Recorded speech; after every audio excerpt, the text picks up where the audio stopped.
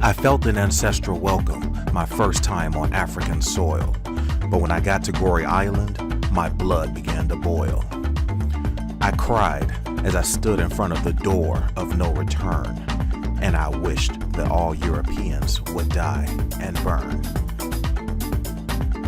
My second trip enabled me to take in the psychic trauma. I actually listened to the curator describe all the drama. Dungeons where men, women, and children were just tossed. Slave ships would arrive to participate in this Holocaust. My third trip changed my whole concept of religion. A Christian chapel upstairs is what caused my division.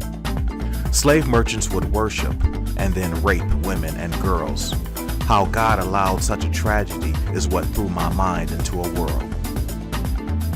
My fourth trip provided insight from my healing process to start.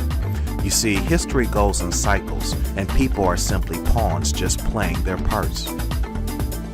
The Middle Passage spread Africans throughout the diaspora, adding our unique spice to the Caribbean, North and South America.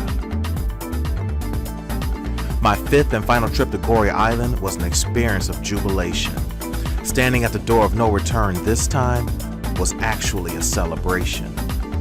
You see, Europeans enslaved themselves first, but they either died or failed to thrive. I was able to return as a tourist on the shoulders of my ancestors' will to survive.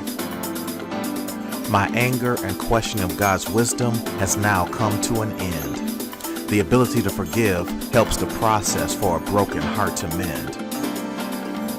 My wish is for the world to understand the magnitude of this great debt, and for everyone of African descent to experience this and never, ever forget.